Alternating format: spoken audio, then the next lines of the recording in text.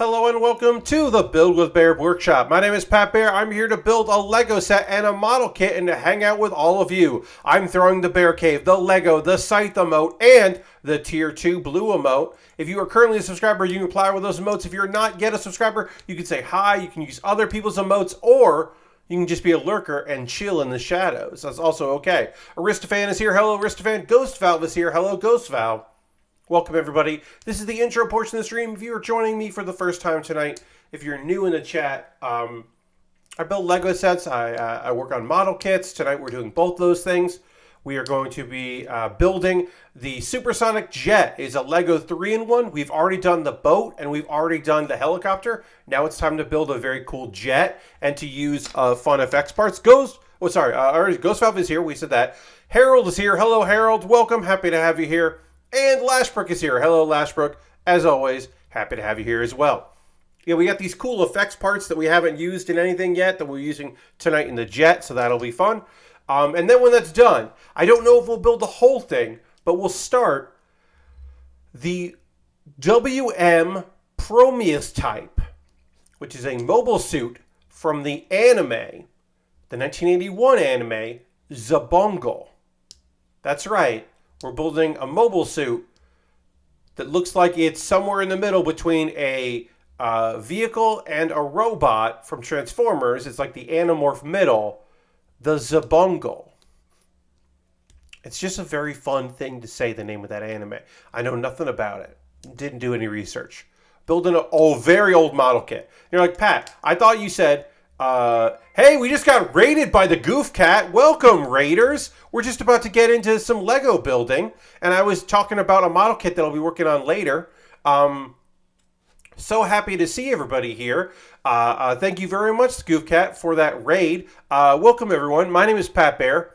I'm a model kit builder and a Lego builder and an anime converser. I talk about anime. I didn't know how to say that right. Talk about anime and wrestling and video games, and we chat about a bunch of different stuff. You're all welcome here. If you want to give me a follow, that would be great, so you know when I stream. I stream Mondays, Thursdays, and Saturdays from 9 p.m. till about 11 p.m. Eastern Time. And you might say, Pat, that seems like only 2 hours, and most streamers do a lot more than that, it feels like. And that's true. But I found out that after 2 hours, I start to suck ass at building model kits and Lego sets. I just start getting like, I don't know. I just start getting sloppy about it. And so I don't do longer because I know myself. And I hope you start to learn yourself. Or I hope you're already there. But if you're not already there, I hope you get there. That was inspirational in a way that it did not need to be. All right, I am going to retweet my own tweet. See if we can get the word out there. You're just joining. Hello and welcome. We're going to go to the overhead camera. That is an important thing to do so that you can see what I'm doing. Oh, also should mention, we are at 31 out of 40 subscribers. The goal is always 40. I shut up at 40. But we're currently at 31 subscribers, which is fantastic. And thank you to everybody that's ever subscribed now or in the past. If you've been gifted a sub, if you did it for a little while, if you use your Prime Gaming token for me and then use it for somebody else once in a while, that's perfectly acceptable. And I thank you for ever even considering it. But we're currently at 31, and the goal is, of course, to hit 40. Because that's about $100 a month, which is nice. And I use that money to buy model kits and Lego sets to build on stream, along with other funds. So we're working on the jet here. Previous stream, which was I wrapped up on Thursday, I finished the Lego boat that you can build with this kit, and then I built the helicopter because that's what 3-in-1s are. If you're unfamiliar, Lego 3-in-1s, you just get a box with a bunch of Legos, and you get 3 instruction booklets. And each instruction booklet is a different kit, and you use the same parts for that kit. So you can't build all 3 at once, but you can build one and then disassemble and then build one of the others. And they don't use every single part for every single kit. Like this, because it's like the main focus, will use most of the parts, but it won't use, but like the helicopter didn't use all of them and the boat didn't use all of them. So it is not just one-to-one. All right, so we're working on apparently some sort of framework of our jet. It's very fun here because I'm like kind of going in blind, but it's Lego. The absolute unbelievable beauty of Lego is you can fix your mistakes. You got a brick separator, you're good to go. You missed a step and you want to go back. You missed a piece 5 steps ago. You got to remove a bunch of stuff, put the thing back in. You're okay. You'll figure it out. It's very kind and very forgiving, which is nice when you are trying to do other things while streaming, like talk about anything that you want to chat about, like the bit of promotion that I will do right now while I have your attention. And of course, I'll mention it later that my Tuesday bonus stream, a stream where I do not do anything model kit related or Lego related, is coming up Tuesday, 9 p.m. Eastern. And I hope you can visit that stream. We're going to check out Jackbox Party Pack 9. That's right. A new party pack came out 2 days ago, and we are going to get into it and check that game out and play various things in that particular game. I'm looking forward to trying out. I believe we've got 3 modes that don't require everyone to be on mic, so we can play with chat. So I hope you will make time for that. Come hang out with me on Tuesday for that Jackbox stream. Looking forward to it. Jackbox Party Pack 9. Let's see. I'm not going to give any spoilers, but I'm going to tease this, that as many of you know, I have a project that I do on every Wednesday where I put out a new video. It's a video project. And each year is a different project. It's been everything from doing characters in front of a green screen, improvised characters, to doing rating and list kind of tier maker stuff. I did a whole thing on tier maker 1 year. Various different things. Last year was Clip Show. This year is me reading a Wikipedia article and then hitting record and trying to remember everything I can about that Wikipedia article. Do You Remembaer? That's the new one because my name is Pat Baer. I had the idea a couple weeks ago of what I wanted to do next year. I've had like 3 or 4 ideas. I usually have a couple waiting for me, I think, over the course of the year, because it has to be something that I want to do 52 times. Now, last year, I stopped after like 7 months of the project I was doing, which was reaction videos, because I did not enjoy doing reaction videos. It was, and sometimes they just got blocked on YouTube, and I did not enjoy that. But mostly it was I did not enjoy the process of finding videos to react to. I just did not enjoy that whole thing, so I gave up on it. So, but that's important that at the very least I think I can do it for a full year. Like this one, Do You Remembaer? People have been suggesting topics, which is really nice, and I've just been enjoying the process. It has been fun to hastily research things and make discoveries on my own of things, and then sometimes I'll see a meme going around about a topic, and I'll look at the Wikipedia page to see if there's anything interesting about that, or even sometimes people just screenshot a Wikipedia article, and that's just making the rounds, and I'm like, oh, I'll check that out. So that's been pretty fun. But I have the pun name. I narrowed down what I wanted to do next year, and I have come up with the pun. And can I say the pun name without saying what it's about? Let me look. No. The pun gives it away, which is good. It's what you want. Just so you know, it does involve my last name. I'm continuing to do that. I don't do it every year, every single time. But for this particular one, it is a pun name that I do like. I've told this before. I'll tell it again. This whole thing, the Build with Baer workshop, it's just Build a Baer, but it's Build with Baer. Please bear with me. No, John. Also, hi, I'm John. But no. The whole naming convention that we have found ourselves here with this, Build with Baer workshop.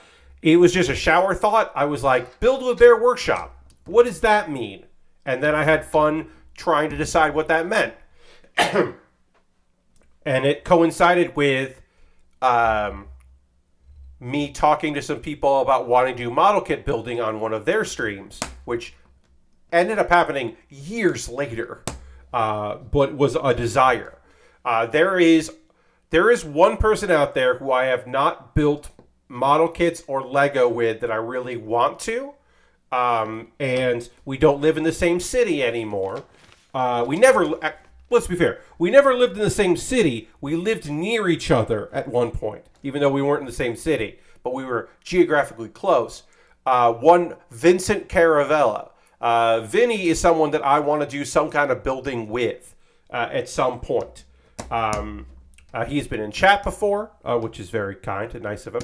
I have said this to him on more than one occasion. I felt so bad that my first stream that I put up since when they made the announcement that they were leaving Giant Bomb, when Nextlander was starting, I was like, we're going to talk about, I said something like, and tonight, of course, folks, we're going to be in our feelings. We're going to talk about this whole thing with the guys leaving and all of that. And then, like, Vinny was just like, hey, in chat. And I was like, oh, sorry. But, like, he should have seen that coming. That I would be talking, that we would be talking about that stuff. Do I smell a kit race? A kit race would be fun. I mean, I did do the live version of Pat Bear's Anime Club. Not Anime Club, what am I saying? The live version of the Build with Baer did happen once at a PAX. It was a race between my friend Charlie Chu and my friend Abby Russell. You know Abby. And I've always thought about doing that again. I've said this before. People may not remember this. I did that live panel, and it was very fun. But the problem with that live panel was kids came. And why wouldn't they? It was like an afternoon panel on like a Sunday or something. And it had Lego in the title. I think it was like, I don't think it was Build with Baer. It was like Lego Race. I can't remember what I titled it. But it was a panel about building Lego. And so kids came. And, like, it was fine. We all were professional. But, like, I wasn't mentally prepared for that. Kids have come to my panels before, but they're 13-plus panels. And I was like, no. Oh, no. I didn't say get out of here, but I was like, oh, okay. I got to be careful about the swears. Maybe it needs to be like chess boxing, 2-minute build, 2-minute trivia, and then repeat. I don't know. I mean, we did it, and it was fun because we had the creativity round where I had a bunch of random Lego, and people could pull from that once the building was done. Also, I should have brought Lego sets that...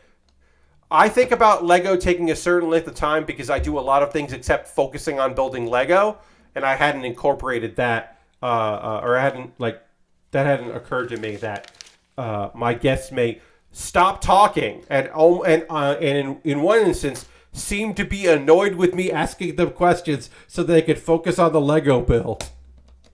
And it had not occurred to me that could happen. Again, I learned a lot from that one panel, which I have never repeated. I'd do it again. I certainly would do it again. Anyway, I got my plans for next year. I'm excited about it. It'll be fun.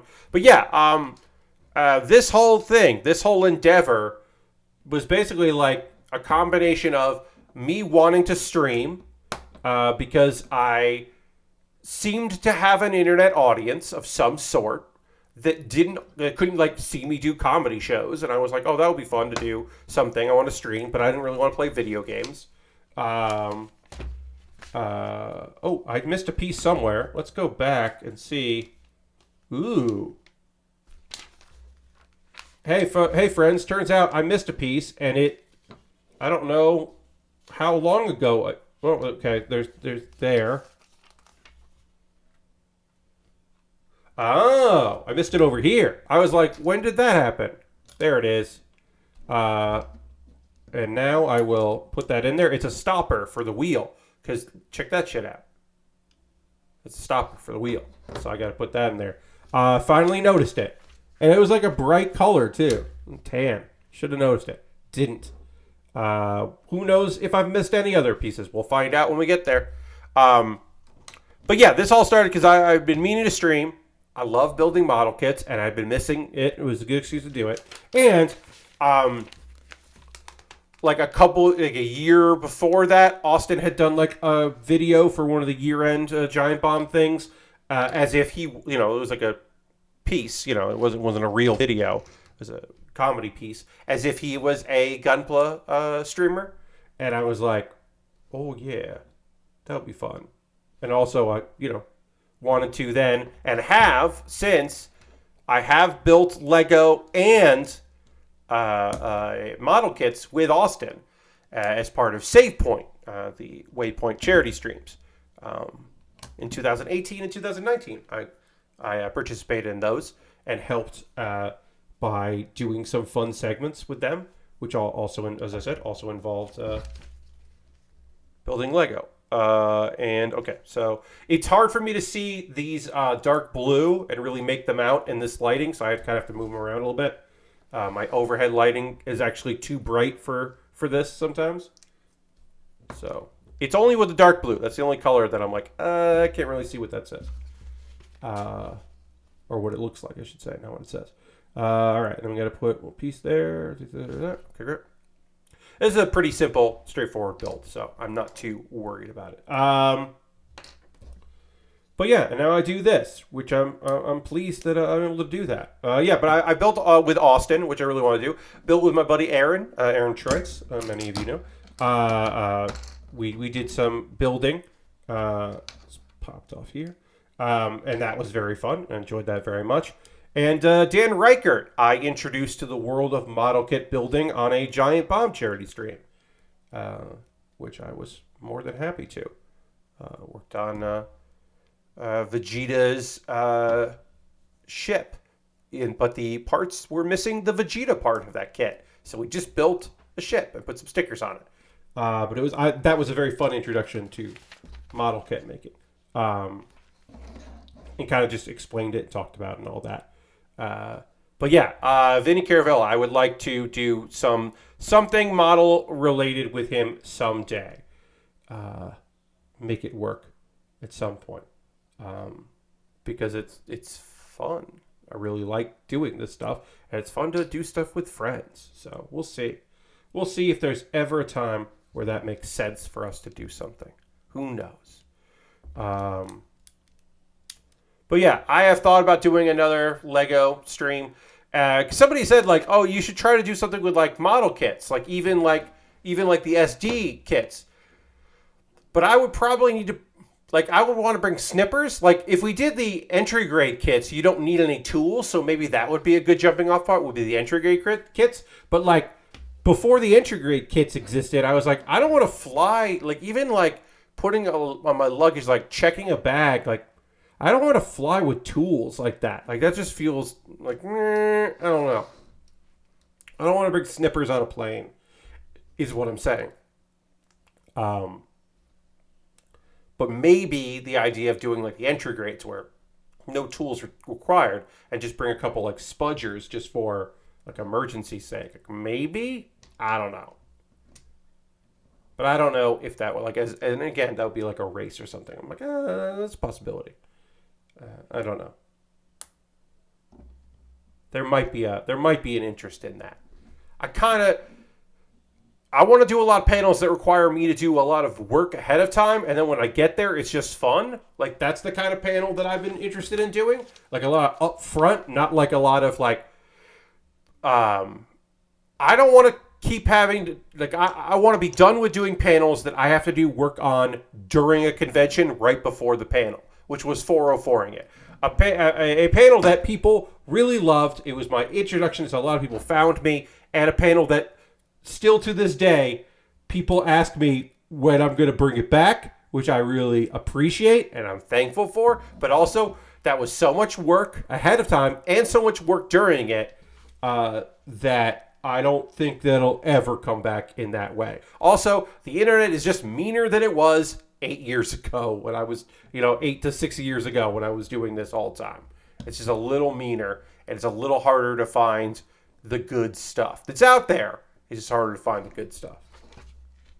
It's not impossible, but it is more difficult.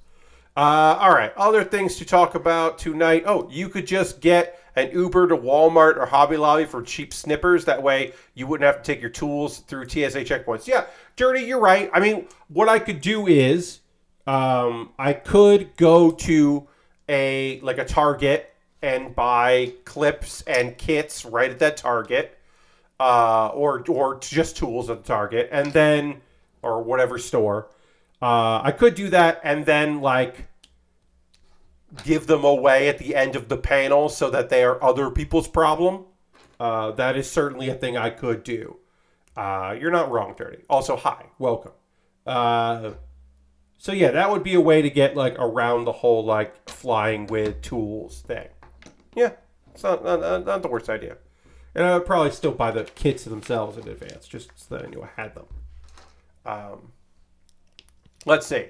We talked about Jackbox. This got asked, and it is by somebody who is not a patron, so it was not a question for my Patreon. But I got asked about what I'm doing for work right now outside of streaming. And so I thought I could talk about that a little bit.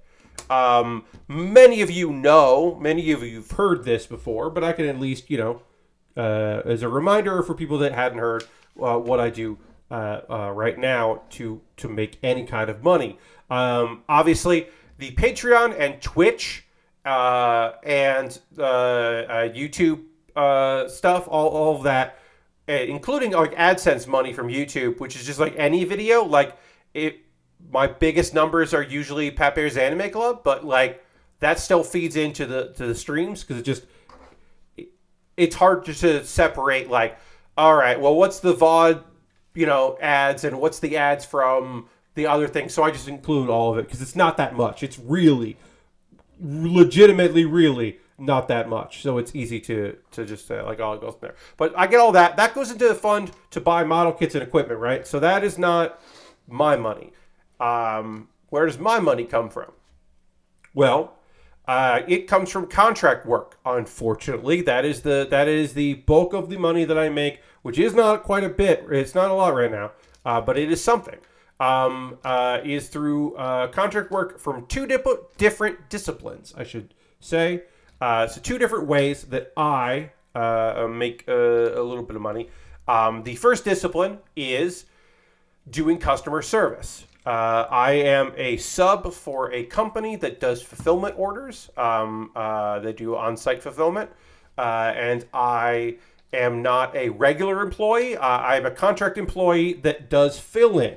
So it's sometimes partial shifts, we have a whole of 4 hours that we need to have somebody else come in. And so I will do that. Can obviously do that from home. I know how to use Zendesk, which we use primarily there. I have learned from other jobs. And occasionally, I will work contract for another company that the owner of the company that I do the majority work for has another company, and occasionally I get asked to work there. And it is similar. They are a different. They are focused exclusively on T-shirts that they do not make. They are a middleman. That particular job. But it's similar. It's a lot of, at this point, I know the answers to a lot of big questions. It's helping people find their orders. I've talked about this before. One of the things I do most at both those jobs, both of those, me helping people with customer service, is tell people what business days mean.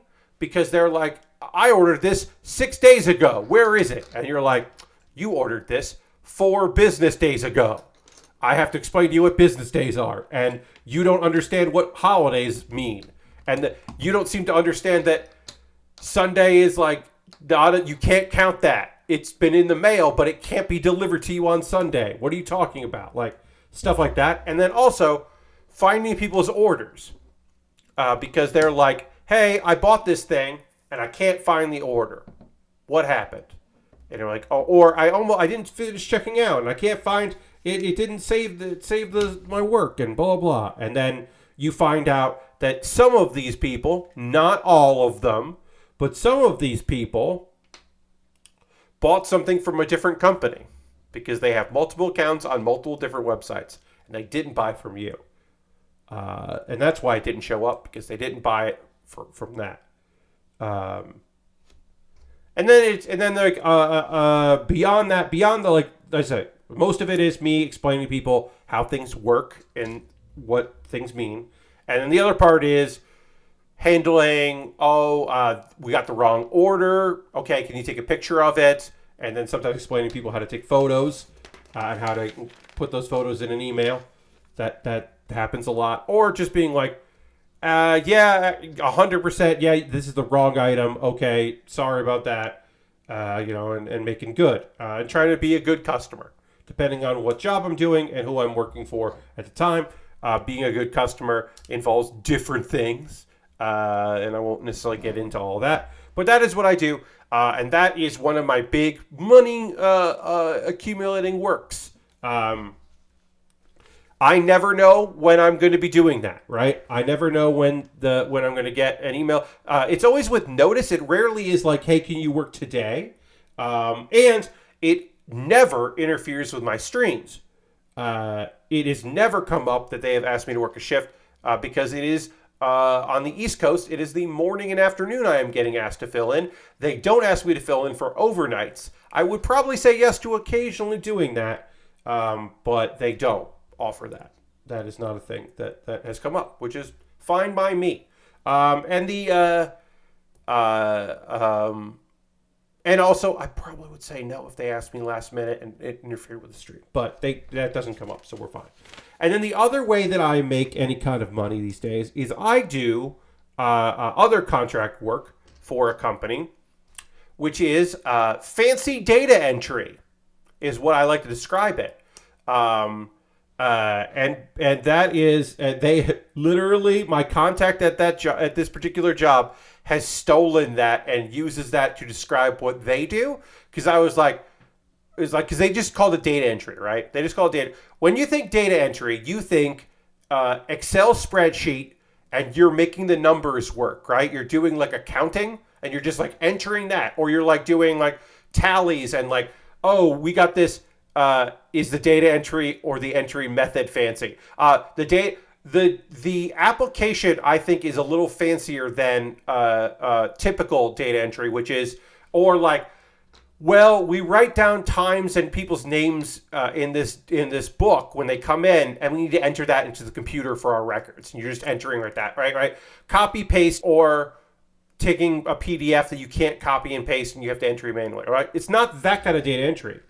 This kind of data entry is taking raw information and applying it to presentations. So you could also, if you wanted to, you could call it PowerPoint making. But it's not just PowerPoint making. It is taking data and making it, like, sometimes it is from scratch. They'll be like, hey, on this slide, we need this information represented. However you want. Here are the 8 words that need to be in there. PowerPointing doesn't sound as fancy data entry. Right, exactly, John. But it isn't columns in Excel. It is taking that information, and sometimes it's as easy as, hey, this PowerPoint says 2021 on it. It says October 5th, 2021. Can you please change it to November 8th, 2022? Because there's an event coming up on November 8th, 2022. Sometimes it is, from my understanding, sometimes I am doing data entry stuff, fancy data entry stuff, for events that are, boardroom stuff, or small presentations. And sometimes it seems like it is at, like, conventions for businesses. Now, they used to do this. There used to be people on staff that would do all this shit, right? And then they contracted it out to companies. Now, they used to contract the companies where English was not necessarily everyone's first language.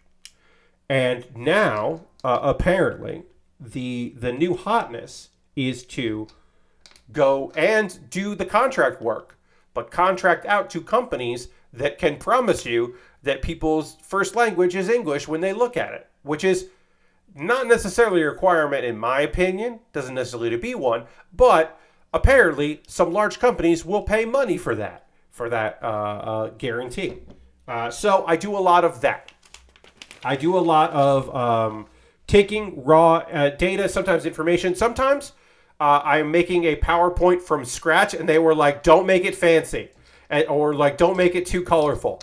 And sometimes I am given a PowerPoint and a note in like a Google Doc, and it's just like, "Hey, we need you to update this on page 3. Do this on page 10. Do that. Slide 15 needs to go to slide 3." Any instance where it says this person's name, please take it out if you see this person's name. And it's hard to kind of do that with any tools. You kind of have to do that manually, and you're just like triple checking and whatever. And then it goes off to my contact, who is the person that is contracting me, and they read through it, and then they sometimes come back with changes that they want me to do because they're like, "Hey, actually, this doesn't read well on a Mac because I do not have access to a Mac. So I can't tell them if it looks good on a Mac or not," which is my one weakness in this job. I'm given time. Sometimes it's never, "We need this by the end of the day," which is awesome. It fucking rules that this work that I'm doing is never like end of day. It's always a couple days, which is great. Now, sometimes the changes are as soon as possible, and I will stop what I'm doing outside of streaming and get that done. But for the most part, it is just like, "Hey, when you get a chance, we need you to update this, and this." Occasionally, the client has updated what they want it to say since the time that the contract was signed, and I was given the work, and so I do work after the fact. Most recently, I did a big project while I was feeling like right before I was feeling sick and when I was starting to have my cold, which was for some sort of like dental convention, and all of the words were just like squiggly red lines in the Google Doc that came to me. Like none of it was things that I was like, "I understand what is being said here." And I don't need to understand, but it is helpful to have context. I know some of the municipal rules surrounding what kind of rides you can have at carnivals in various parts of Pennsylvania. Now, I don't really know that, but I know that enough because I have updated that a couple times a year, because guess what? Rural Pennsylvania has made some sweeping changes to what kind of rides are allowed for carnivals. In the past 2 years, they have been putting in some work. All I can assume is something went terribly wrong, and the local governments have been like, in Pennsylvania, have been like, we gotta figure this shit out. And as far as I can tell, they have been aggressive about it. Because those have come up several times, and the company that was doing the contracting has had to like revise and change their presentations, which I can't tell you for certain are them trying to get people to agree to like have their carnival there, or their carnival association or something, but like shit got weird in the wonderful world of like carny shit. But yeah, sometimes it is stuff that I'm like, got it. This is easy. This is going to take me like an hour tops. Most of it is going to be me double checking my work because the data entry part I got on lock and I got no problems with that. Everything's going to be fine. And sometimes it is like, I don't know what this means, and I don't know if I'm putting it in the right place, and I don't know what I'm supposed to be doing right now. I'm going to drink a little water. A little parched. So, those are my two main modes of employment. At the moment, I am constantly applying for work, both local here in where I'm at in South Carolina, and a lot of like work from home places. It has been very tough to break into new fields, which I have been attempting to do since 2019. Pre-pandemic, I was attempting to break into some new fields and use my weird tool set in different ways. I will say that, like, unfortunately, my most, like, prolific, the best thing on my resume, unfortunately, is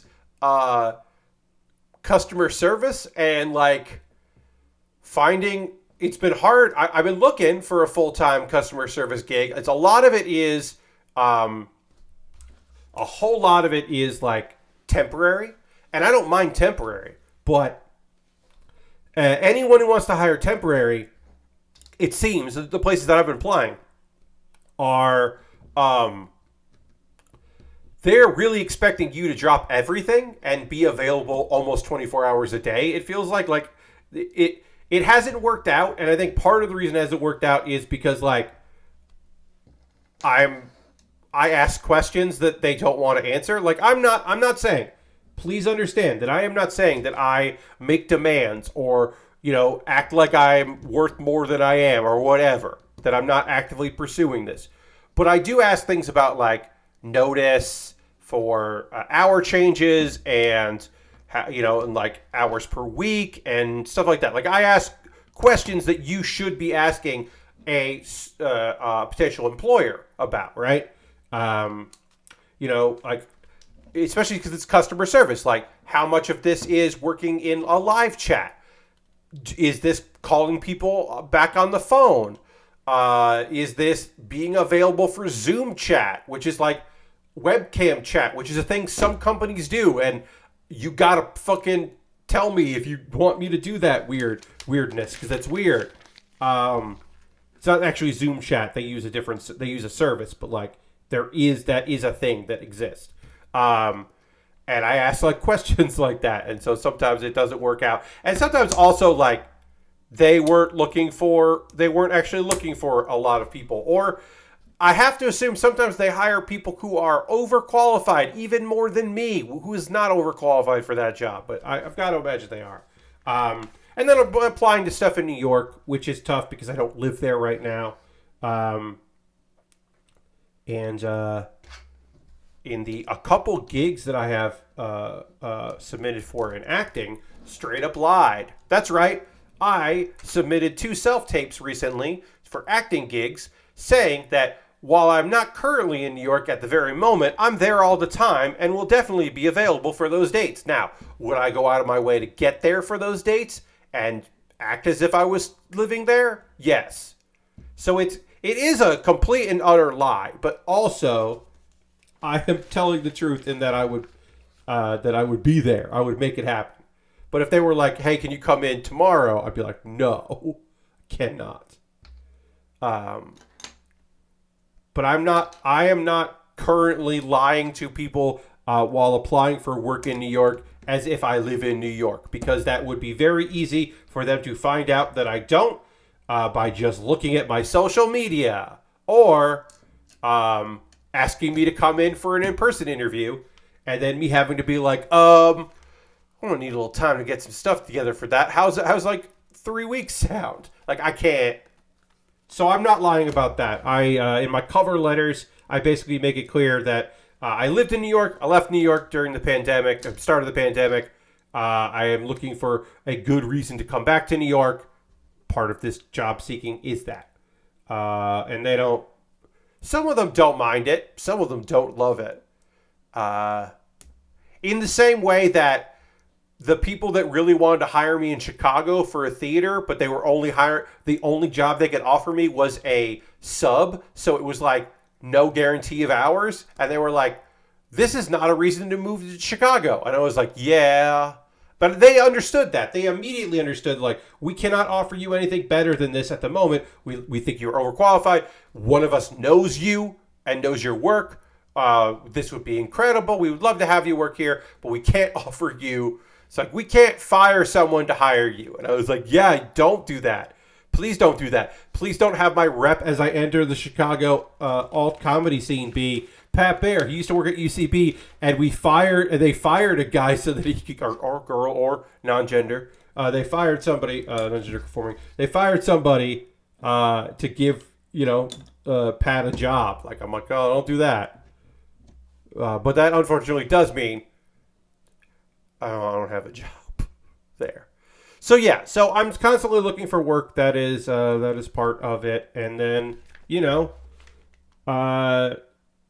doing those two jobs a bunch. Sometimes not that much. There are weeks where I don't do any customer service because people aren't needing subs, or other people said yes, because it's usually a first come first serve on getting that sub in, or picking up a shift. So sometimes I don't get it. And then doing lots of data entry projects. We are almost approaching we are approaching the time of year, I should say. We are approaching the time of the year where I work less. Customer service picks up. So I'll get more shifts doing that. But the projects die down. And then in December, the projects are great for like 2.5 weeks. And then everyone takes time off and no one's putting any money out. But there are like meetings and conventions in January. Like, there's no real conventions in December, it seems like, that want to hire the company that I work for.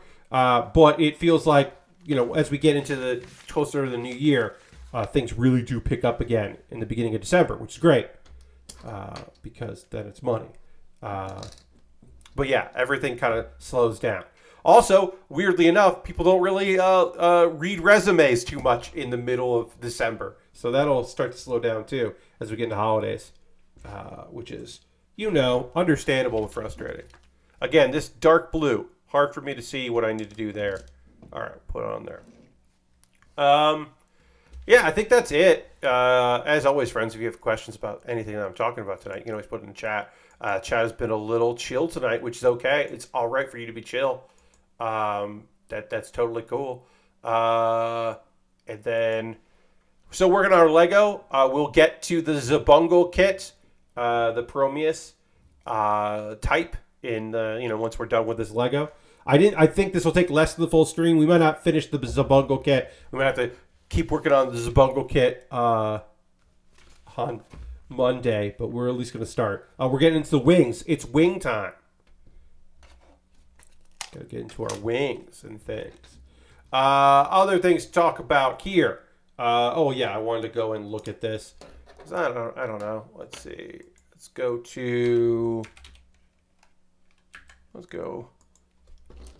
check out some news. Is there any news in the world of video games that we want to talk about here? I have no opinion on Black Adam. Because I did not see it and I have no plans to.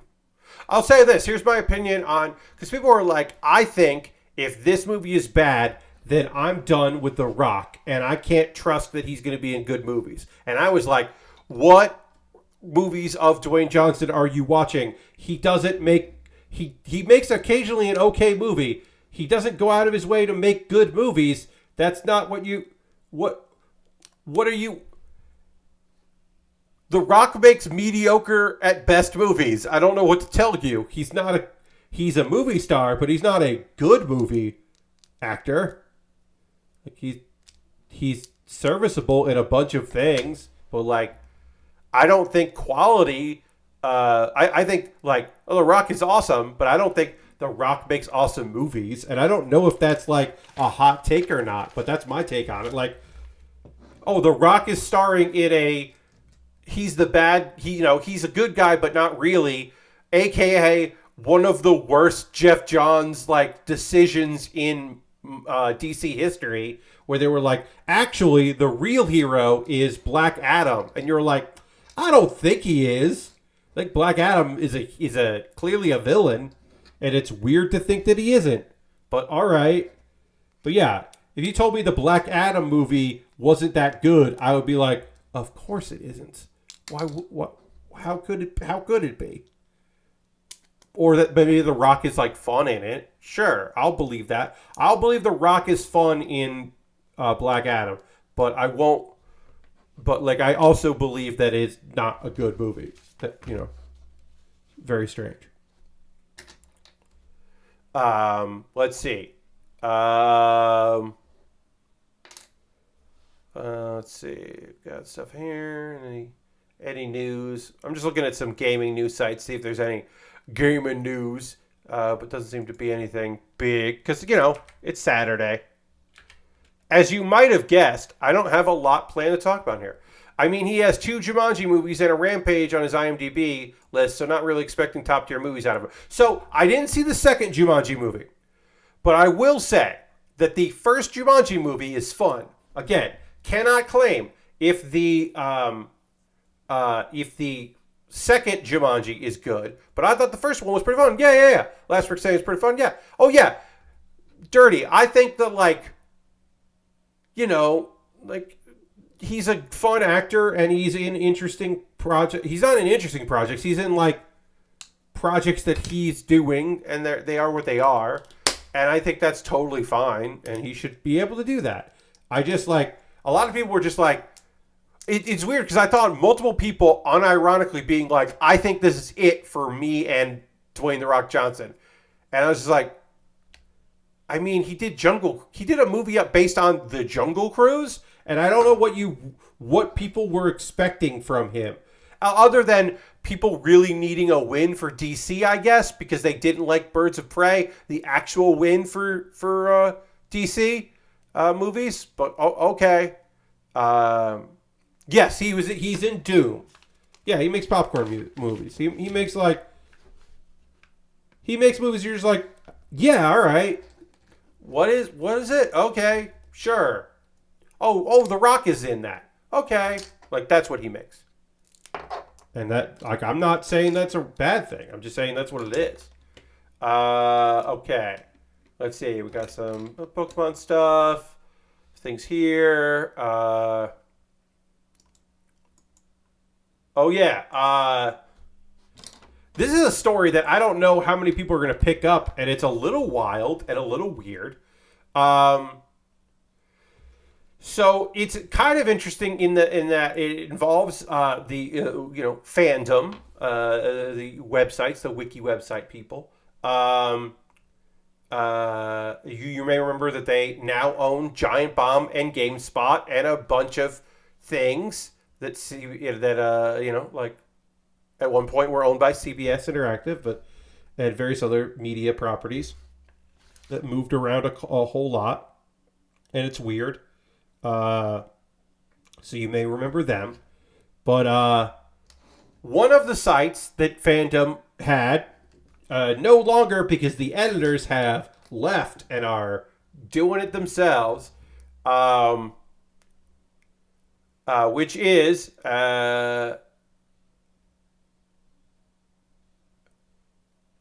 the Zelda wiki people, the people that ran a Zelda wiki, claimed independence. So this was an independent wiki and then transferred over to Gamepedia in 2017.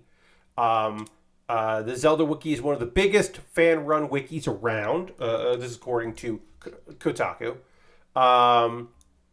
And people certainly use it. There's a little less than 1,200 articles.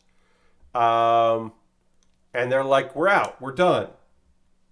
We don't like the corporate consolidation. After many months of preparation, and they have gone independent, they break in their silence. Which is the image tweet starts with breaking the silence. It ends with the princess can only thrive out here in the wild. So they look. I am not here to make fun of these folks. I am not here to make light of this and their choices, which I could certainly get behind. I do think that it is pretty funny how fucking goddamn serious they feel about this shit. Is somewhat humorous, and I am sorry, but that is how I feel. Hey, we got a wing. We got a wing on here. We got a wing done. We did a wing. Now we got to do the same wing the other way. Let's see.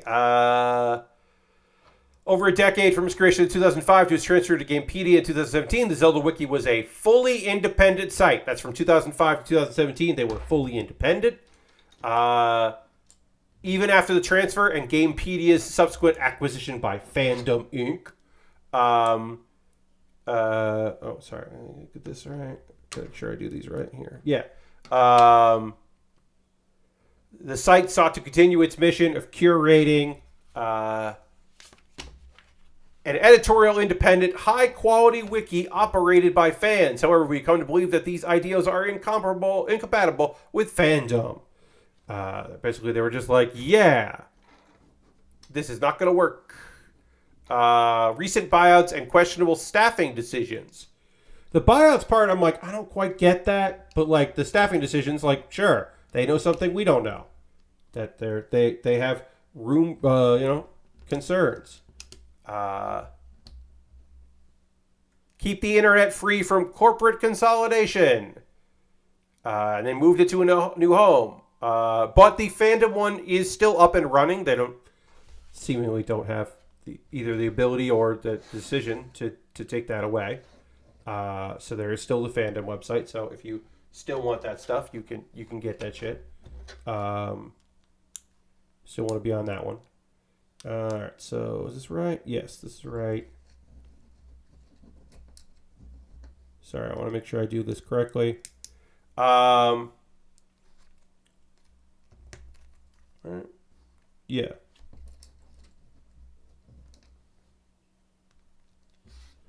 Sorry. This is going to go like this. Right? Yeah. So...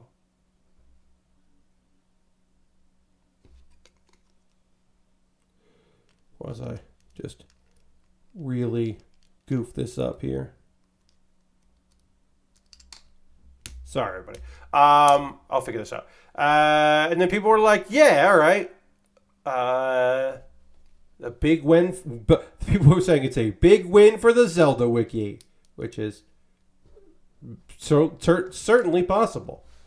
All right. I don't know why my brain does not enjoy or does not seem to grasp how to do this, but it is being weird. I did it right the first time, and I don't know why that my mind is doing a bad job with this one, but it is. So hold on while I try to figure out why I'm doing this wrong. There we go. Wish them the best of luck of getting traffic to the new site. Yes, that's certainly going to be a little tough, especially with the other site just being up. Let's see. And people are always a little weird about fandom, certainly. So, and yeah, and more wikis are trying to, encourage. Wikis are trying to encourage other people to go independent as well, certainly, which I understand. Let's see. And a few people have decided to stay, so that they'll be updating it and doing all that. Being editorially independent.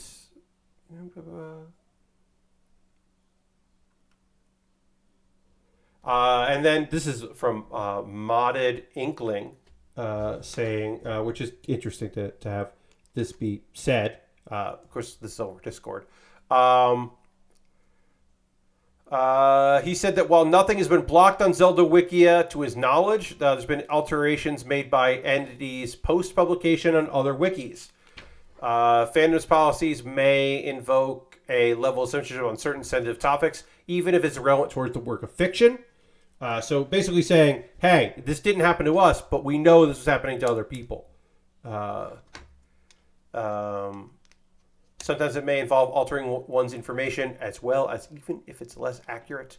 This can happen through a variety of topics, such as discussions involving a retroactive change of character's traits, even if it was historically inaccurate to change it. Which obviously no set examples there, but then brought up an instance where fandom's policies got in the way of making what they considered accurate information available. This is about Wikipedia. There are allegedly complications around changing the name of someone who later came out as trans. Let's see. There was a debate involving the naming conventions of someone identifying later as trans. The mandate was to retroactively change any of the names displayed for that person or character, even though that was not how they were referred to at the time. I don't remember if it was a real life person or a fictional character.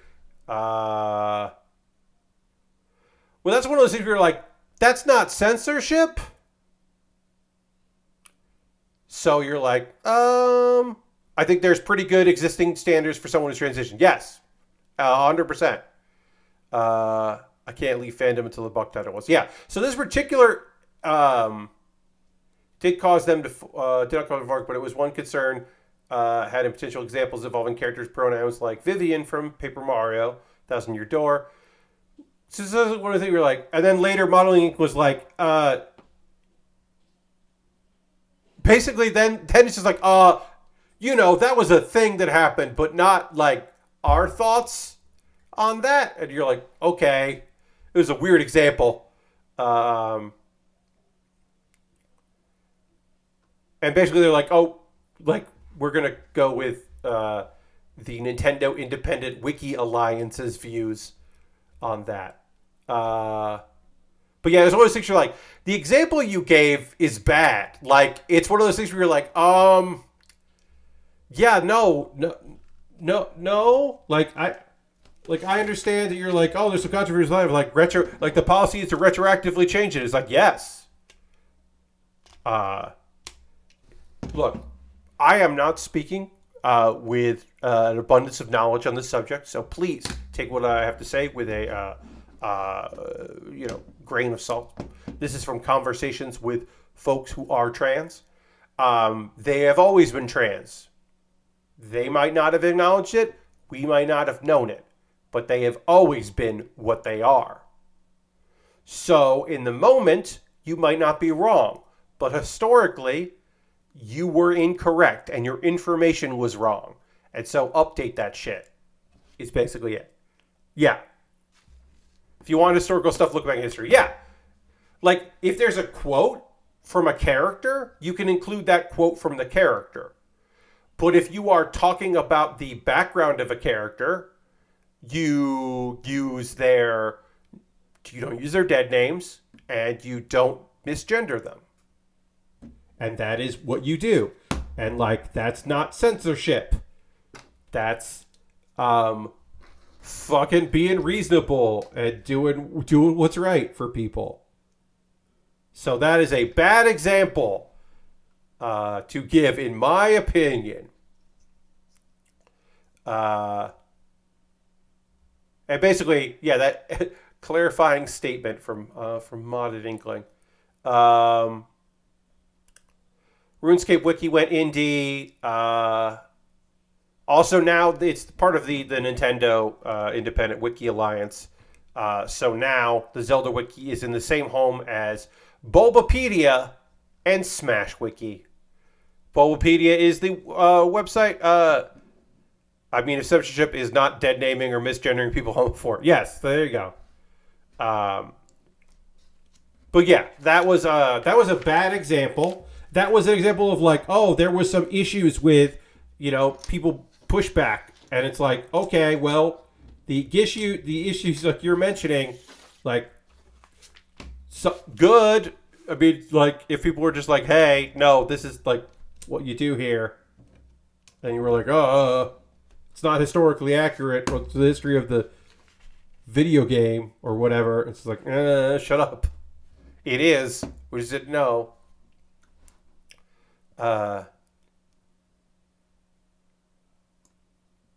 In the same way that a friend of mine used she/her pronouns, then used they/them pronouns, and now uses he/him pronouns. And they were never wrong, and I was never wrong to use the pronouns that were appropriate. Things just changed. They have always been he/him. That person has always been he/him. It's just now everybody knows. That's all it is. And you're like, you don't go back, but you also don't be like, oh, I want to introduce that person with they/them pronouns. It was was accurate at the time. Did all right then. It's just it changed. It's the easy way to look at it. We got to build the cockpit of this jet, and then oh, I actually did miss a step here. I got to put all these fins on here. We got to do that, but we'll do that after our pause for the cause. Talk about ways you can support the channel. We got anime to talk about. You know what time it is. It's time for the pause for the cause, and then we will finish this Lego, and then we'll get started on the Promeus type from Xabungle, and I'll get to say Xabungle a lot. Actually, let me really quick just check this because I got a comment on my mailbag. Somebody is letting me know about Xabungle on my Build with Baer mailbag video, saying that Xabungle's pretty dope. The robots are controlled with steering wheels and a stick shift. It's a comedic sci-fi western post-apocalypse story. As to why 2005, I have no idea. It had a minor resurfacing in 2001 and later 2008 because the game series it appeared in. Yeah, no idea. But yeah, thank you to Trevor the Third for that information about Xabungle. And Trevor kind of wonders why we had there. GLAD is great guidelines for writing about trans people. Thank you, John. I don't have it set that you can put links in the chat because that is just as someone that does not have mods, making it so that I believe only VIPs can put links in the chat. That is just to mean so that I just limit that. You know, if I had a bunch of mods taking a look at stuff, that would be a different story. But since I don't have that, we don't do it. Anyway, now's the part of the stream where I'm going to talk to you about ways you can support the channel. If you are currently a subscriber, you can throw the Bear Cave, the Lego, the site, the moat in the chat. Let the people know that is the easiest way. The best way to support me is right here through Twitch. $5 a month or free if you have your Prime Gaming token. I would love it if you became a subscriber. That would be fantastic for me. We are currently at 31 subscribers. The goal is to hit 40. So if you have let your subscription lapse, or you've never been a subscriber, or you want to gift a sub to somebody in the community, because Aristofan gifted 1 sub this month and is at the top of the gift sub leaderboard. And if you would like to join Aristofan at the gift sub leaderboard, well, you could do that by gifting a single solitary sub to somebody or more. You could do it anonymously. You want to end up in the leaderboard that way. Or you could do it and we could be like, oh, hey, this person did. I'll give you a shout out and all that. But yeah, Prime Gaming Token, if you have Amazon Prime linked with your Twitch, you can do that. And then you can make it so that I see your name there. And then you become a subscriber. And you don't see ads before the stream starts. I'm going to quickly talk about ways you can support the channel. I'll go through this quickly because we don't have a lot of folks here tonight. And I want to finish up this Lego set and start the Promeus kit. So I'll try to blaze through this. If you want to support me, and Patreon might make more sense than perhaps doing it through Twitch, well, why don't you hop over to patreon.com/PatBaer. There's a $1, $3, $5, and $10 tier. Different rewards for the different tiers. I'm really going to quickly just check to see if anybody voted on. I think one person voted on what I'm building next. My $10 patrons get to vote on what I build next. And right now, they have voted on the Shenlong Gundam High Grade, which is the new mold that came out this year. And I just got it in the mail really recently. So that'll be the thing I build after the Promeus kit. Let's see. Okay, so that's Patreon. I have a YouTube channel. Subscribing to YouTube is free, but there is a membership there. And if you wanted to become a member, here's the cool thing about being a member on YouTube. I send you my Wednesday videos on Tuesday. So you get that video a day early, which is fun. So consider doing that because that would be very helpful for me if you jumped in on that. And then those are all the monthly ways to support me, the reoccurring ways. But if you wanted to, you could just donate directly to me in order for me to continue to do what I do here. That means you go to my Ko-fi or my PayPal or my Stream Elements. Everything that comes through during the streams to those, and then my Patreon and my Twitch and YouTube all goes into a fund. I take money out of that fund and I buy model kits and equipment with that. This Lego set was purchased with your generosity. I would not have been able to pick up this cool 3-in-1 jet, supersonic jet, without your generous support. So thank you very much for that. The kit that I will be building next, the Promeus kit from Xabungle. This kit was purchased off my Amazon wish list by Katie. Thank you, Katie, who watches the YouTube VODs, which is fun. Here's the thing. That arrived in the mail yesterday, but because it was bought off my Amazon wish list, it becomes the next thing I build. If you want to see something that you purchased built on this stream and jump the queue, you can go over to my Amazon wish list where I have Lego sets and model kits, inexpensive kits, very expensive kits, kits that have free shipping, kits that don't have free shipping, kits that are way overpriced, kits that are like good price. They're good. All kinds of different things. And then some tools at the bottom, some equipment that would help me out if you want to look at that. And again, you buy something off that, comes here. I'll put it together on stream ahead of other things, and I'll shoot a video for my mailbag about it. There are alternatives to that. We'll get through that real quick and then go back to building. I have a throne wish list, recently updated throne wish list, much more curated list. So take a look at that, see if there's anything in there. I constantly try to add to that list as well. They protect privacy very well. We appreciate them for that. USA Gundam Store. I don't have a wish list on there. I wish I could do that. That would be great if I could do a wish list on like that. But instead, what you can do is you go there, you buy a gift card, digital. They send you an email with the gift card code. Then you DM me on Twitter. It's a lot of steps. It's more steps than just buying something on Amazon. But that is an alternative. It's nice to have alternatives. If you want to support me and you don't want to spend a dime, go to my Discord. Join my Discord if you haven't already. It is a chill place for conversation and posting stuff. If you're building Lego sets or model kits and you want to show that stuff off, you could do that. I post stuff after every stream. Yeah, nice little place to go check that stuff out there. A couple video links for you to check out. On Monday, I will have a new episode of Pat Baer's Anime Club, which I recorded today. My previous Pat Baer's Anime Club is a discussion, is me attempting to answer the question that I posed, which is, will the next big thing in anime be the banished / kicked out of subgenre of the action adventure series, the fantasy series stuff? Basically, the idea is when the main character is part of the hero's party and is kicked out of it or banished from a kingdom or a house because they didn't do the right thing, but it turns out they're incredibly overpowered and awesome. And sometimes they're a reincarnated person or they've been isekai'd in some way. But not always. But they are always people who fucked up because they did it. And sometimes they regret. And other times they can't accept it. So I talked about that and gave a bunch of examples of some light novels and manga that could be adapted to anime at any time.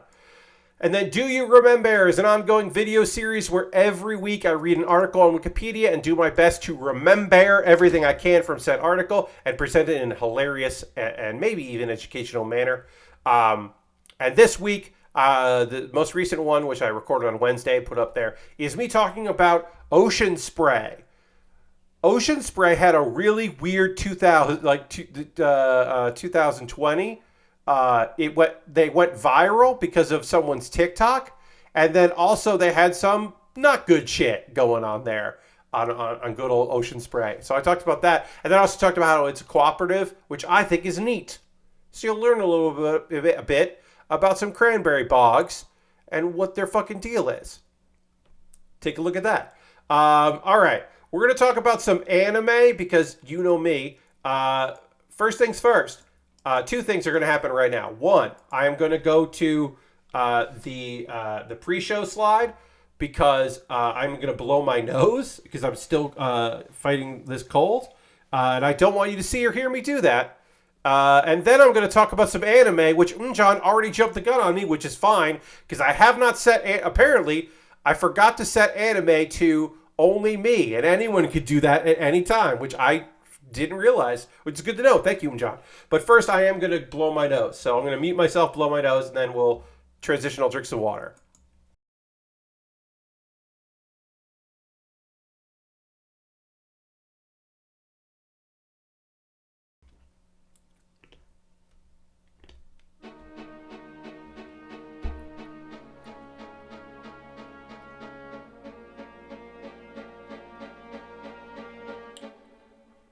John, don't apologize. This is a good thing for me to know. I did not know that some of my I knew that some of my Nightbot commands were open globally and anyone could do it. I thought I had set a few of them, like anime, like manga, to be only me, that I was the only one that could do it.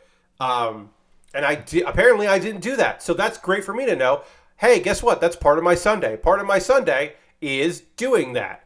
All right, let's continue to work on this Lego set. I gotta retweet my tweet, see if we can get a few more friends joining us, because tonight has been fucking relaxed. That is my polite way of saying it. Tonight has been fucking chill. All right, so excuse me, we're in the cockpit. We're gonna talk about some anime here. Tonight was so all 4 of these shows come out on Saturday. I'm a week behind on the Farmer one, but all the other ones come out. Weird episodes today. 2 of them felt very strange. Anyway, let's talk about Uzaki-Chan Wants to Hang Out Season 2. Uzaki-Chan Wants to Hang Out Season 2. Last week's episode was them going to the school festival, and it ended up happening that they got their fortune read, their couple's fortune read. They're not dating. Uzaki and Sakurai are not dating, but the person who's apparently very good at fortunes was like, you are a perfect fit. You are simpatico. You are like vibing. Like, why aren't you dating? It's weird. And for whatever reason, like, in order to process that information, Uzaki decided, oh, we're perfect together. We'd be perfect together. We're like, we work well together. We're drift compatible. Okay, I shouldn't say that, but that must mean that he likes me. Now, why she makes that leap and she doesn't follow through on the leap of, oh, that means we like each other and maybe we should date. That's why we spend so much time together. She doesn't go that far, but she's just like, oh, this must mean that he likes me. So she's still on a high from that. She's still like, hey, oh, they must like her. Okay. Oh, he must like me. Oh, well, I guess we'll hang out. But apparently that's also translated to the fact that she's now a little worried, because what if he likes her? Maybe she shouldn't go over to his apartment because he lives alone. Oh, that's weird. But once he invites her over, she still goes. She just is like weirded out about going on her own. So like, that's not the best right now. Like, that's not like what you want. You want them to be like, when we might think like, oh, that's fine. They're just going to take it slow. They'll figure it out. Everything will work out. But that doesn't sit well with Sakaki, his friend, and the girl that both Uzaki and Sakurai work with, Amy, and they're both like, we got to come up with a plan. We got to like push her a little bit to like make this happen, because if we don't intervene, like, he's clueless and she's nervous and also kind of clueless. They're never going to date. It's never going to happen if we don't like push them. So that their plan is they're going to they're like, well, he might like you, but have you considered the fact that other girls like him, that like, even though he's got that like angry face, once you get to know him, he's a great guy, and that like there are girls interested in him. And she's just like, what are you talking about? How could that be? It's like, oh yeah, no, there are definitely girls that like think he's great, that think he's like, once you get to know him, like a total catch. And some customers here, but also girls at school. And she's like, what? Oh no. And she tries to act normal about it. Also, Amy gets called out for her weird behavior. Like, even Amy is interested in him. And she's just like, what? No, I'm not. It's like, yeah, you obviously are. Everybody agrees, including her, including Amy's dad, which felt bad. Hey, Lord Crescent, happy to have you here. We're talking about some anime. We're talking about Uzaki-Chan Wants to Hang Out, Season 2, Episode 5, I think, or 4. I can't remember the exact episode number. My apologies. We're building the base here for our jet, because this jet has a stand. We're building the stand. anime. Shocked, I know, right?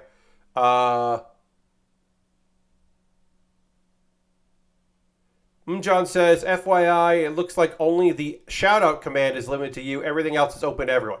Thank you for taking a look, John. I will have to go and look at that. The shout-out command should just be for me. But apparently I did not do my due diligence, and people could just, if they wanted to, they could just, like, put in the, like, exclamation random. I want people to be able to put in, because that's from the Pokemon things. But, all right, that's good for me to know. Anyway, the second half of this episode sucks in that it is part of my least favorite thing about this anime.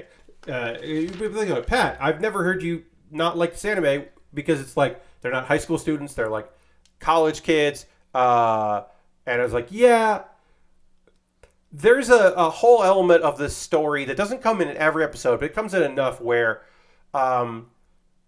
Uzaki's mom has misunderstood something from the first episode.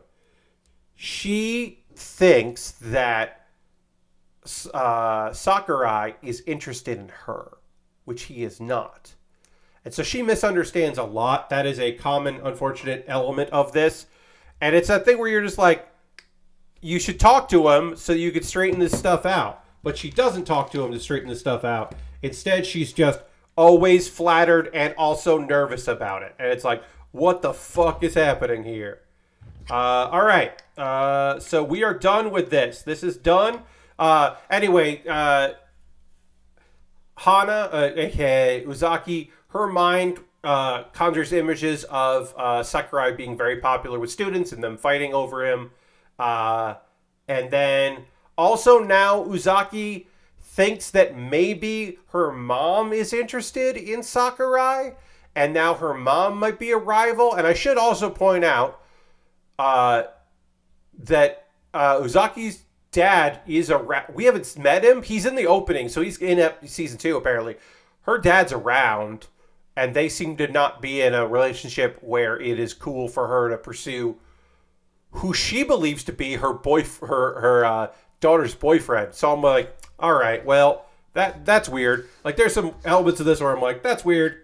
Anyway, we finished our plane here, our supersonic jet, which we can move these around a bit, but we'll just kind of do like that.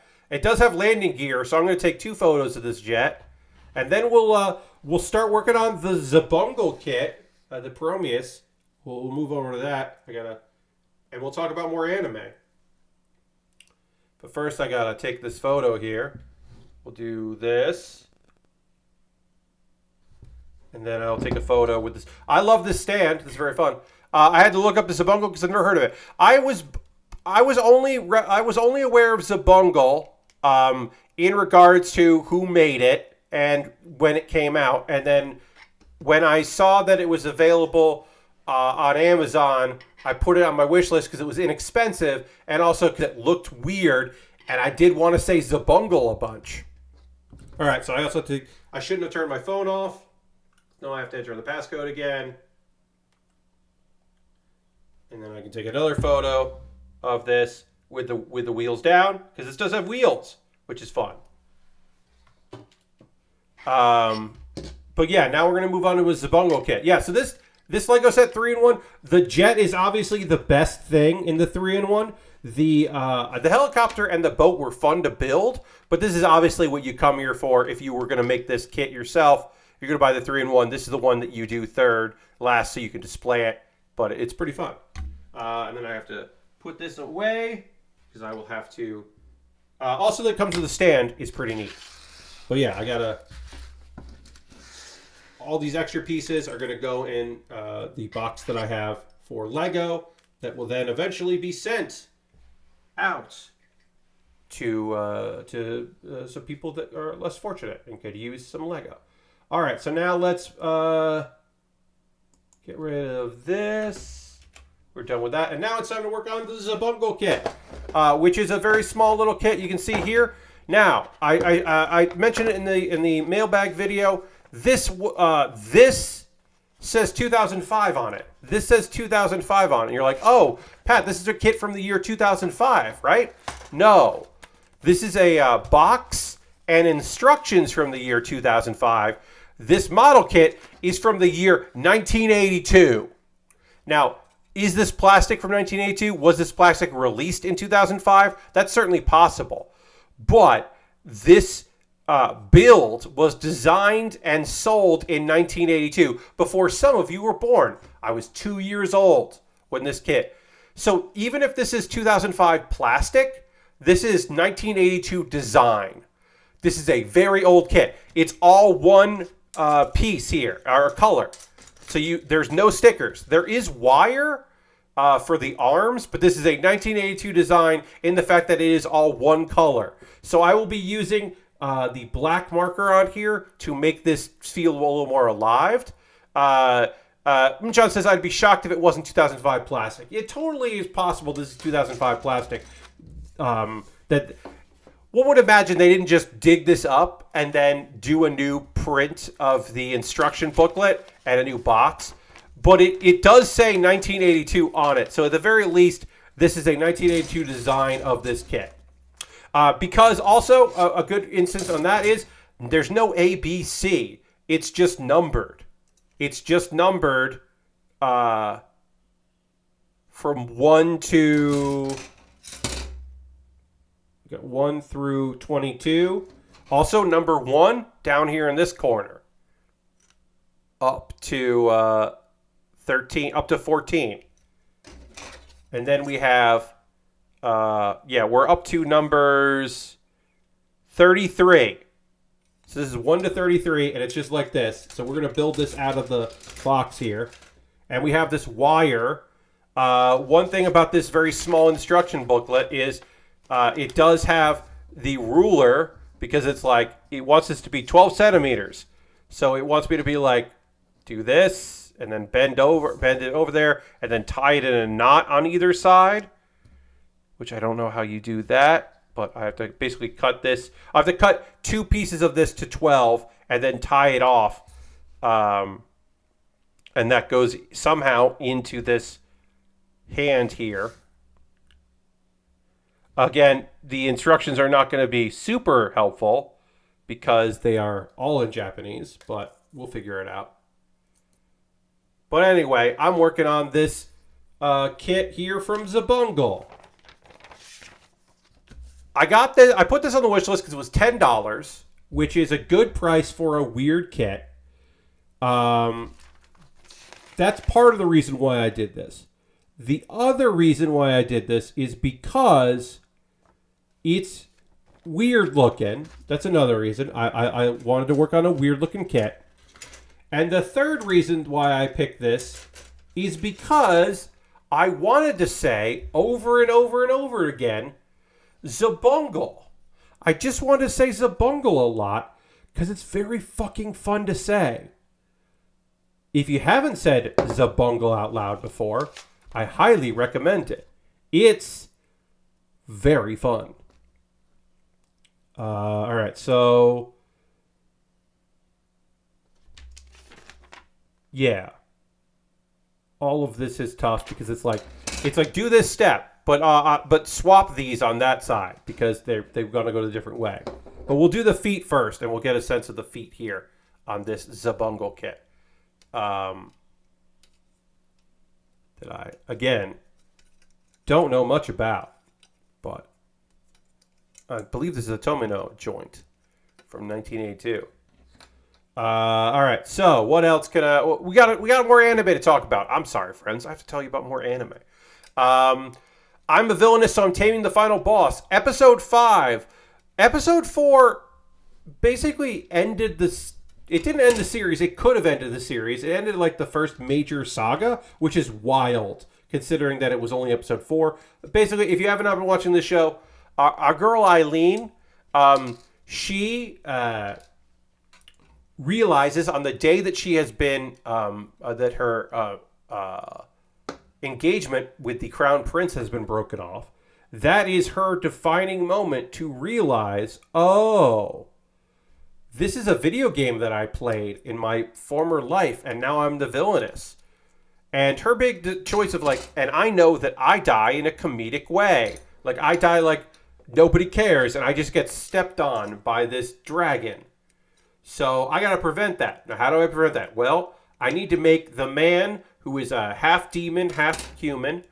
I need to prevent him from turning into a full demon lord, even though he says he's a demon lord. Full demonic version where he turns into a giant despair dragon. I got to prevent him from doing that. What's the best way? Well, I got to make it so that he doesn't give up on humanity and he doesn't hate humans. I think the best way to do that is to hang out with him and maybe try to marry him and show him like support and be like and remove obstacles from his way, which she does. I mean, she goes so far to do that she like makes it so that somebody that was like, seemingly going to betray him didn't act, proves that he wasn't betraying you. Someone else was behind the scenes. Prevents the Cedric's brother, who is the crown prince, from killing him and turning him into a monster, so that that person will be defeated. I've just realized, is this? I've just realized this, people, friends. Yeah. This is a glue kit. I didn't even realize that. This is not a snap kit. I mean, it's from 1982. Of course it's not. But it's a glue kit. So the straight lines there are spots where you want to apply liquid cement, and the dotted lines there are where you don't want to do that. But this on its own will not stay together. So what I have to do is remove it. I'm going to apply some liquid cement to some of the connecting points here. This is just, and we'll use this as a guide. I'm not going to overdo it, because even if this plastic is new for 2020, 2005, that's still 2005 and it's 2022 right now. So it still could end up being very brittle. But basically, I want to connect these parts in a way that does not, that allows this piece to do its thing.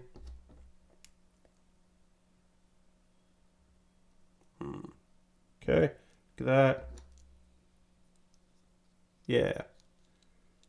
And then I need to hold these together and allow this seam to dry. I may have underdone it on this one. This may pop apart. We'll give it some time to press it together. And what I can do is I can just kind of do this here, because it's just going to melt it together a little bit. I can just apply a little bit of liquid cement here at the bottom and just let it dry like that. And it will dry very quickly. So I might apply a little bit more on this one. I did not realize that this was a glue kit. I'm glad I have liquid cement literally handy over there. I use it in kits, as occasionally to repair kits that I have damaged on accident. But it is great that in this instance, I just had it for this kind of work. All right, so we'll kind of put that like that. And we'll probably apply a little bit more liquid cement to this here. But yeah, some of these parts, looks like you're going to want to connect it with cement, and other parts, we're not going to worry about it. Put a little bit around there and a little around there. There. And then I'm going to try not to immediately breathe in the fumes as I'm talking to you. I don't think I've done a glue kit since I was a child. Yeah, last week, I mean, we don't do too many around here. We mostly do, around these parts, do our snap kits. But, when we get some vehicles, we'll get into it on occasion. And then, why are you frustrating like this? You're not doing what I need you to do. Shit. So that's not great, because I need you to be like that. There we go. And now we'll kind of snap this together, and then we will just pressure fit, and then we will let them sit. And then we won't pan align this until we get more on, because we want to give this as much time as possible to set together. Fond memories are getting stuck to my model as a child. Yeah, I mean, the nice thing about doing liquid cement is it, like, obviously breathing in the fumes, not good. You want to avoid that. So usually what I do is I try to keep the cap and the bottle kind of away from me, directly breathing it in, but at least easy enough to reach. Okay, so the 1522, 1621. Okay. Yeah, I try to do that, and then just wherever we're putting these parts in, just try not to breathe in the fumes. But yeah, I'm not. Hopefully, I won't be gluing myself to anybody or anything. So I'm the Villainess, but I'm taming the final boss. He's in stage 2 of the story, which is basically, Eileen's plan is, hey, the events of the second game have started. That's right. We're at episode 5 of the series, and we are now in the events of the second video game. Which she says she doesn't remember every element of, and I think that's just for some storytelling, because right now she seems to remember all of it. But she's basically just like, well, the story goes after the Demon Lord is defeated by by the powers of the Holy Maiden. This dude gets so angry about that he claims he's the next Demon Lord. And he attacks people, and that's James, the student council president of this like other academy in this like neighboring town or neighboring village. And so our girl is like, okay, well, the best thing for me to do is I'm gonna go there and I'm going to pretend to be a boy in the school so I can infiltrate the school and I can figure out how to tame this guy too, because of course all the people in the student council are love interests in the sequel video game. And it's like there's a new main character, and there's like, even though it's in the same area, there's a new main character and a new villain and all this other stuff. And of course, things have changed in it because our main character is alive, whereas he should be dead, seemingly. So it's like, okay, well, we'll figure all this out. Like, oh, we'll get the story right at some point. Anyway, it looks like James has already turned into a monster by the end of this episode, so things are moving pretty quickly. I can't tell if this series is taking the source material and speeding through it, or if the source material is just was like a quick tale. I have not read the light novels. I don't know. I'm going to do a little investigating to see if there are people out there who are like mad about how fast or how not fast this series is.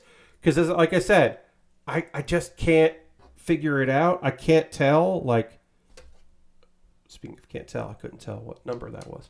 I can't tell if it's like what the deal is with this particular series. Like, how fast should it be moving? Is it speeding through everything? Is it not speeding through everything? What's going on here? I just can't tell. So I hope to have an answer for you at some point. All right. So I think these are identical. Basically, I got to put these legs together and do it in a way where they can connect to the frame. These instructions are not great in my opinion, but I kind of know. I pretty much know what needs to happen here to get these legs in, and also we'll have to connect them all. So let's see. So this foot will be like here, and then there is a lower spot here. It's going to go into that. And then I can kind of just like test fit this to make sure I'm doing it right, which is good because I want to. And then this will be, they'll want me to glue these two pieces together here. And then on top of that goes one of these, this. That doesn't seem right. No. Huh. How did I do this wrong? No, maybe I did it right. No, I didn't. Sorry, that's a lower leg. That's what it is. So then this goes like this and like this. Nope, that's not right either.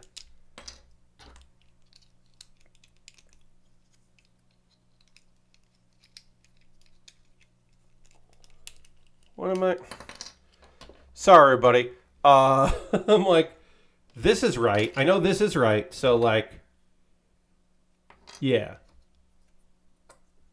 I can get this accurate.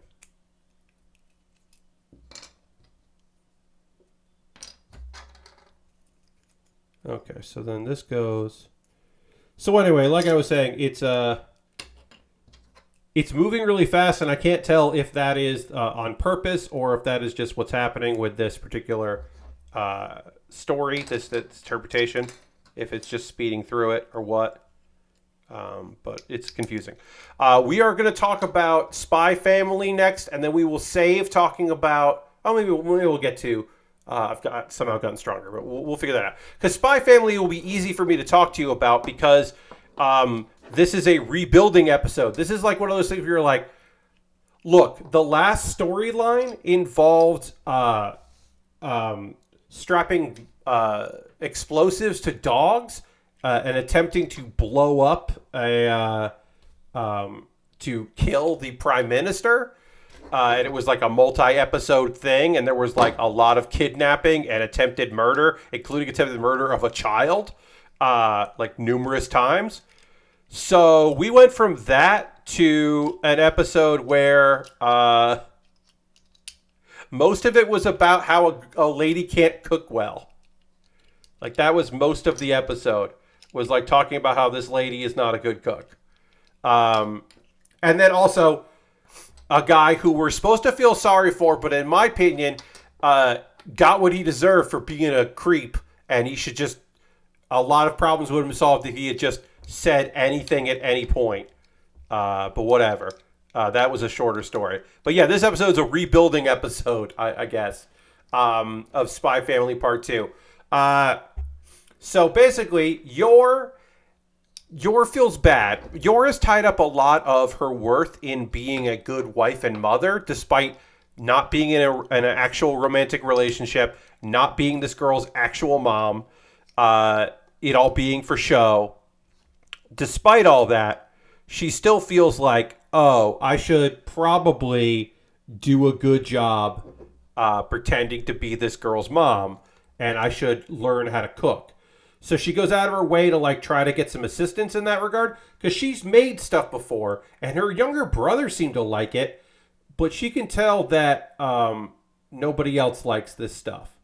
And we'll more about her brother in a bit, but yeah. So she's just like, okay, well, I'm going to need some help here.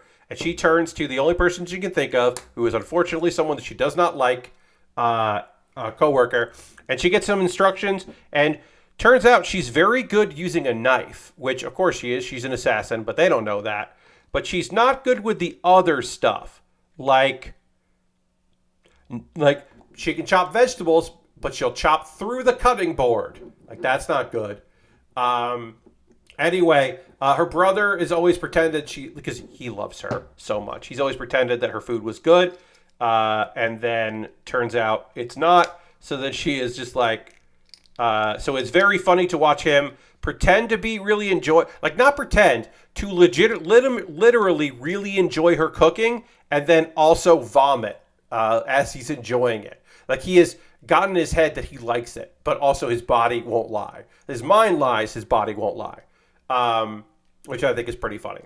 All right, let's let that dry, and then we'll see if I did enough liquid cement on there as we apply liquid cement to this. Again, making sure that we let movement here for these two parts, so we are only connecting the top and the bottom here with liquid cement. Anyway, eventually she has like the memory of a good food time with her, like a good food memory with her mom, And she remembers that her mom made a stew with a fried egg on top that she really liked. So she endeavors to recreate that and is apparently successful because everybody likes it. And she did a good job. Now, if you really want to poke holes in this story, you will remember that Yor is in charge of breakfast and nobody hates that. So it feels a little bit like a retcon. Now, maybe if we're being generous, we can say, well, maybe she can do eggs. She can clearly do eggs. So maybe she always did eggs for the family. And now that she's trying to do dinner, it's been fucked up. Or maybe she just pours cereal, and that's why breakfast is fine. You could be generous there, but it does feel a little bit of a plot hole in there that they included the plot hole just to have an episode where Yor is bad at cooking, which feels a little weird, and I don't necessarily love. Anyway, the rest of this episode, again, which is not a great episode in my opinion, is we got our boy Frankie, Frankie Frank, who is the informant and knows what's going on, like knows what's up with with Lloyd. Well, there's this girl Monica that works at the cigar store, and he's got a date with her coming up, and he's real nervous about it, and he needs Lloyd's help. And Lloyd is like, I don't want to do this. But he does want to help out, even if he's just like, oh, this isn't part of the job or whatever. He does get convinced to help out with, like, the reward of, like, I forget exactly what it is, but it's like, I don't know, something like a mini recorder or something, like a spy recorder. Anyway, it eventually involves Lloyd making a flow chart of, like, here are topics you can have where you can, like, steer your way in these topics and always have an answer. And he's just like, I need more help than that. I need proof that this is going to work.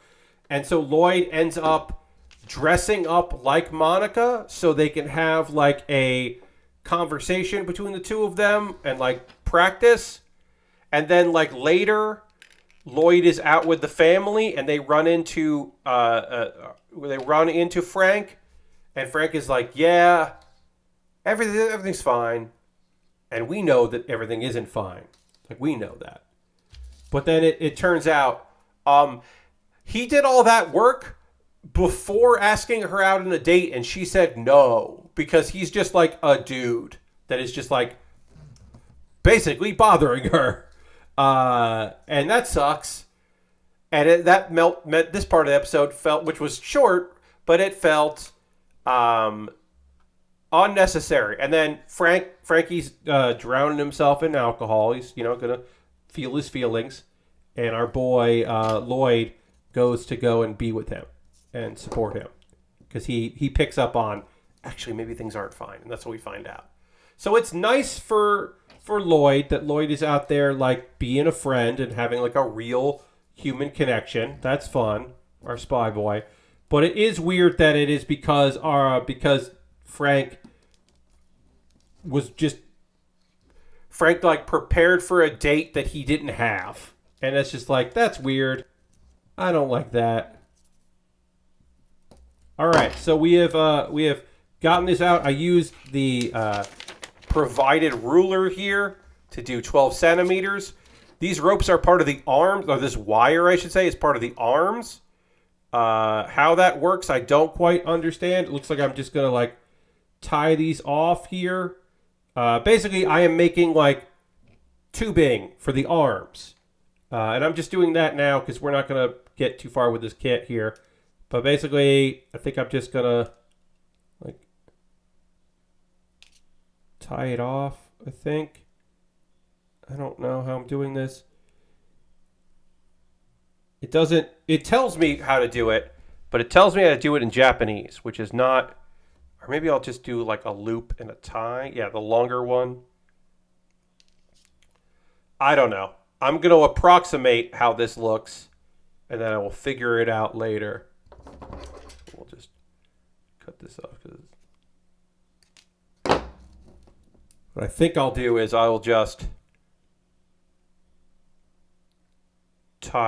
rope one end around and then do the same on the other side.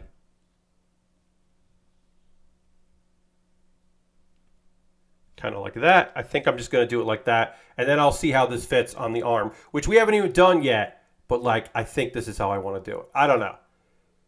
I want to get that started because we're going to panel line this a little bit while I talk to you about our last anime of the day, of the stream. I've somehow gotten stronger when I improve my farm-related skills, which is... It's fine. Like, the anime isn't, like, this is not a good show, but it's, like, a fine enough show. The action is pretty fun. We got a flashback here of some stuff that was pretty good. Some of the animation doesn't look good, which is not a deal breaker for me. I'll watch some shows with some bad CGI monsters in it. I prefer them to be good CGI monsters, but I'll watch some bad ones. Anyway, so basically, at the end of the last episode, we met a girl. We found out that her brother was killed by this monster dragon that feeds off despair, and then left Helen alive so that Helen could spread the story. And then 15 years later, now it's like, all right, now the human suffering would be ready. But Helen didn't spread the whole story about it, right? Like, she didn't. And Rai became a ghost so he could help Helen. And then, but basically, like, Al can see... Why Al can see a ghost, we don't know. But Al can see a ghost, our main character. The guy who is just a farmer, who just wants to be a farmer, but is an overpowered main character and doesn't really know that. So I'm just going to hit this with some black. I don't know how this is going to look with marker, but we're just going to hit everything. This is old plastic, but, like, you know, we'll hit it with a black marker and see if it makes it look cool. I don't know. There's a lot of panel lines on this kit, so we can try to make it look neat while I talk to you about this anime. So Al's like, I'm probably not strong enough to do this, but Rai's like, I'm going to help you. If the Ouroboros, the dragon, feeds on despair, then being positive should be able to help out. So Al and the princess rush over. But it turns out that Helen is remembering things, and she wants to try to, like, offer her life in exchange, which is just going to power this dragon. So, like, it's not going to work if she's just like, oh, take my life instead, because now she remembers things. So